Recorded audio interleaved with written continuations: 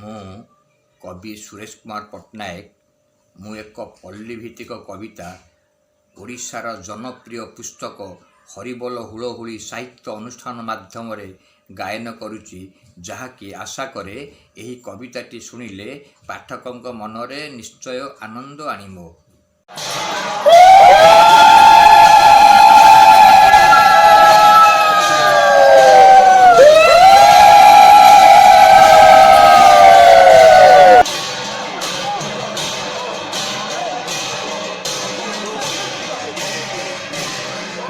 କବିତାର ଶୀର୍ଷକ ଗ୍ରାମରେ ସକାଳ।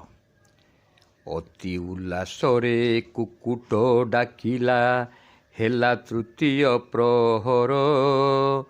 ପଛେ ପଛେ ଶୁଭ ପ୍ରଭାତ ଆସୁଛି, ଘେନି ସଖା ସହୋଦର। ପୂର୍ବ ଆକାଶେ ଦେଲା ଅବାକିଏ, ନାଲିଆ ମୁରୁଜ ବୁଣି।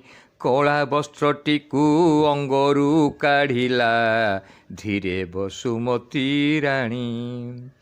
କୋକିଳ ଡାହୁକ କୁମ୍ଭାଟୁ ଆଶୁକ, ଆନନ୍ଦେ ଛାଡ଼ିଲେ ଡାକ। ଘର ଘର ବୁଲି ସଜାତେ ଯିବାକୁ, କା କା ଡାକେ କାକ।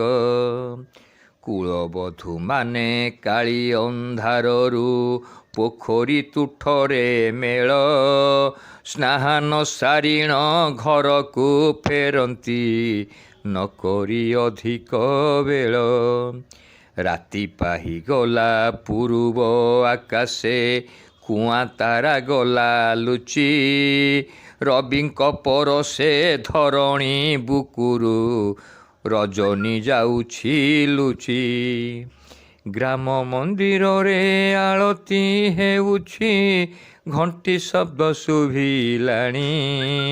ସ୍ନେହମୟୀ ମା ପୁତ୍ରକୁ ଉଠାଏ, ଉଠ ରାତି ପାହିଲାଣି।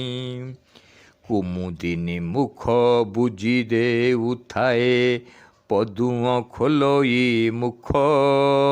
ସେଫାଳି ମନରେ ଦୁଃଖ ଭରିଯାଏ, ନ ଦେଖେ ପ୍ରଭାତ ସୁଖ। ମୁକୁତା ପରାଏ ଘାସର ଗାଲିଚା, ଦିଶୋଇ ଶିଶିର ପଡ଼ି। ଗଛ ପତରରୁ ଟପ ଟପ ହୋଇ, କାକର ପଡ଼ଇ ଝଡ଼ି।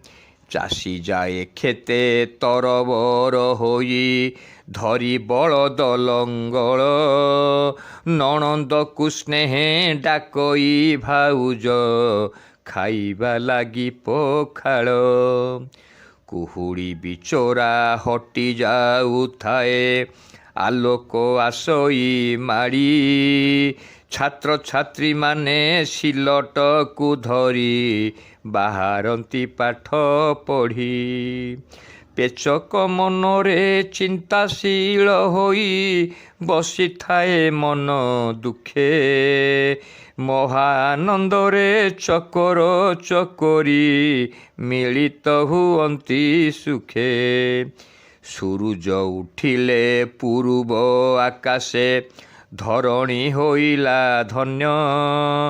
ପ୍ରଭାତ ତୁମକୁ କୋଟି ନମସ୍କାର, ମୋହୁଛ ସଭିଙ୍କ ମନ। ତୁମେ ମୋହୁଛ ସଭିଙ୍କ ମନ, ତୁମେ ମୋହୁଛ ସଭିଙ୍କ ମନ। ଜୟ ଜଗନ୍ନାଥ।